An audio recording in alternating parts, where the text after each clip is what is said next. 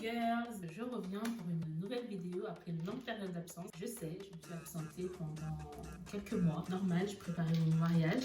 Bon, avec la période du Covid, c'était pas facile. Un stress permanent tous les jours, incertain. Après mon mariage, on a préparé notre lune de miel avec mon mari. Notre mariage était prévu, donc la mairie et la dot, fin mars.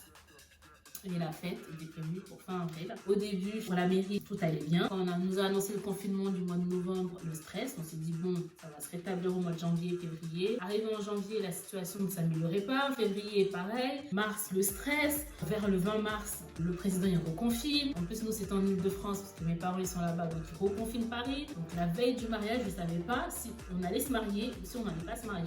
Parce qu'on ne savait pas si la mairie allait autoriser ou pas le mariage. Du coup, on a eu la chance que, heureusement, la mairie a pu nous marier. On a pu avoir 34 invités, on a pu faire la dot à la maison, juste entre familles. Et du coup, notre fête qui était prévue en avril, on a reporté en 2022. Je pense qu'on aura peut-être plus de possibilités et on aura plus de chances de pouvoir faire la fête. On en a profité, notre lune de miel normalement était prévue après le mariage religieux. La fête, mais on en a profité du coup vu qu'on a reporté le mariage de faire notre lune de miel là. J'ai choisi deux destinations, donc Dubaï et les Maldives. Je me suis dit bon bah c'est des pays peut-être pas Dubaï mais les Maldives c'est des pays qu'on a l'occasion de faire peut-être qu'une fois dans sa vie. Pourquoi pas cette fois-ci. Même pour ça j'ai eu plein de péripéties parce que moi quand je voyage j'organise des voyages toute seule en général. Donc je passe des heures et des heures à rechercher sur plusieurs plateformes. J'organise tout de A à Z selon le budget, la destination et le temps. Dans un premier temps, on devait partir au mois de juin. Donc j'avais tout organisé pour début juin. Ils nous ont annulé nos vols. On a reçu nos vols, nos séjours, tout a été annulé. J'ai reçu un mail qui me disait qu'ils allaient nous rembourser parce que à cause du Covid, on ne pouvait pas voyager. Donc j'ai refait notre réservation pour début juillet. En passant par d'autres plateformes, d'autres compagnies, j'ai tout refait. Et finalement, en juillet, on a pu partir et on a atterri à Dubaï. Donc, on a fait une semaine à Dubaï, une semaine aux Maldives et franchement, c'était le kiff total. Dubaï, que dire? Il y avait tellement de choses à visiter. Franchement, c'est passé hyper vite.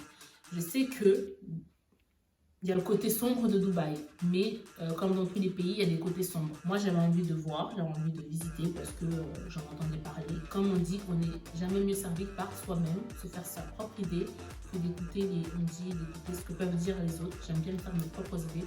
En plus, j'aime beaucoup voyager, voir ce qui se passe ailleurs, découvrir d'autres cultures, qu'elles soient bonnes ou mauvaises, bien évidemment. J'aime bien découvrir d'autres cultures. Je suis une adepte des voyages. Si je peux, j'ai le budget pour, pourquoi pas. Du coup, j'embarque aussi mon mari là-dedans. Et vu que lui aussi il aime bien voyager, ben, on fait ça ensemble. À Dubaï, il y avait tellement de choses à visiter. Pour les réservations, on a réservé avec Emirates, bien évidemment.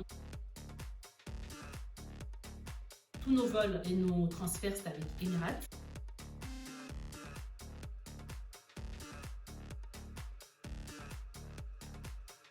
J'ai réservé 2 hôtels. Donc la première partie de notre séjour, on l'a fait au San Marina.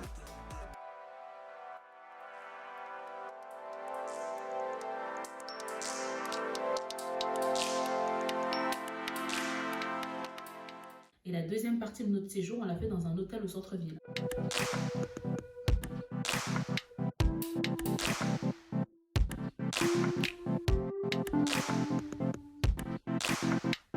Comme ça, on pouvait vraiment faire les deux côtés de la ville. Parce qu'on se déplace tout le temps en taxi, il faisait tellement chaud.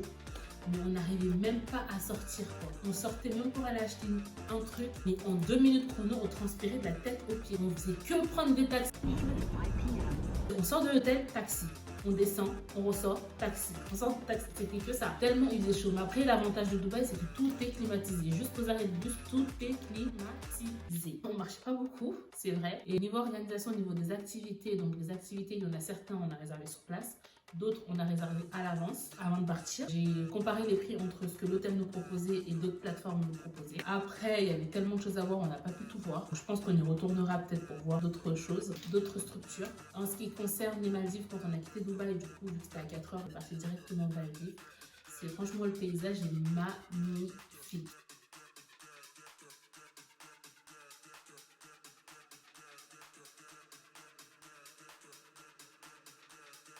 Franchement, là où on était, l'hôtel, rien à dire. Le personnel, rien à dire. Super serviable, super souriant. Mais une semaine, c'est largement suffisant. Une semaine, ça m'a suffi parce que, comme vous savez, les Maldives, c'est un pays assez strict au niveau des normes. Ils sont assez fermés. Donc quand les touristes arrivent, on vient directement les chercher de l'aéroport, on les ramène sur leur île et ils ne quittent pas l'île. Ça veut dire que du début à la fin de leur séjour, ils restent sur la même île. On peut faire des excursions, mais avec l'hôtel directement. On n'a pas le droit de se mélanger à la population locale. On est vraiment dans un truc spécifique aux touristes. Les magasins, c'était sur l'île. La nourriture, c'était sur l'île. Notre chambre, magnifique aussi. Piscine privée, accès direct à la plage. On a vraiment 3 douches, une baignoire, une douche intérieure et une douche extérieure. Franchement, c'était le top, top, top, top, top, top. Après, moi, j'ai des choses que j'ai pas fait, mais franchement, top. Et en plus de ça, les Maldives, c'est hyper cher. Alors, pour faire une excursion en bateau, 600 $. Un verre de jus, 5 $. Le petit verre de jus. Donc, je conseillerais à chaque personne qui souhaite partir là-bas, selon leur budget, si vous êtes hyper riche, bien évidemment, de prendre des formules all inclusive aux Maldives parce que la facture monte très très vite. Même nous qui avons pris la formule all inclusive, à la fin, on s'est quand même retrouvé à payer des trucs. En une semaine, vous pouvez vous retrouver vite à la fin avec une facture vraiment énorme. Donc, je conseille vraiment le all inclusive. En ce qui concerne la température aux Maldives, nous, on est parti en juillet. C'est vrai que les gens ont l'habitude d'aller là-bas en janvier, février, mars, parce qu'il fait un peu plus chaud. Juillet, c'est la période où il y a un peu plus de pluie. En arrivant, on a eu un jour de pluie, c'est vrai. De toute façon, c'était le lendemain de notre arrivée. On était tellement épuisés par les vols, par le voyage. On s'est reposé. On a dormi presque toute la journée. Et à partir du deuxième jour, il a fait beau jusqu'à ce qu'on parte. Et franchement, on n'a pas eu de pluie. Il faisait chaud, il faisait très lourd. C'était vraiment une température tropicale. Alors, donc voilà. Vous allez voir quelques extraits, quelques éléments de notre, on va dire, mini vlog. Franchement, j'ai kiffé. Les Dubaïotes, on dit Dubaïotes. Je crois les habitants de Dubaï, c'est Dubaïotes. Je les ai trouvés très sociables, honnêtement. Comme quoi, on se fait des idées quand on va quelque part. Franchement, étonnée.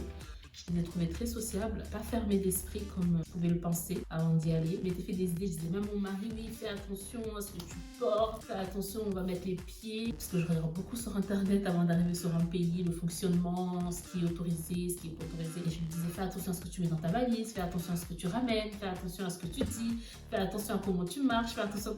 Je me disais plein de trucs comme ça, mais finalement, rien à voir. J'ai été très surpris, ils nous ont très très bien accueillis, rien à dire. En plus, les Français là-bas, rien à dire, ils nous accueillent super bien. Alors on m'a dit, mais dès qu'on disait qu'on était des Français, mais on dirait qu'ils n'avaient jamais vu de Français de leur vie. Tellement c'est rare que les Français aillent là-bas. Ils avaient une attention particulière vis-à-vis de nous. Après, je sais pas, parce que vu qu'ils savaient qu'on était en lune de miel, c'est vrai qu'on a mis un gros budget dans notre voyage. Après, on l'avait prévu depuis longtemps. Bon, de toute façon, il fallait qu'on le fasse maintenant. Donc voilà. Et je reviens très bientôt pour une nouvelle vidéo. Abonnez-vous à ma chaîne, commentez et mettez plein de j'aime. Bisous.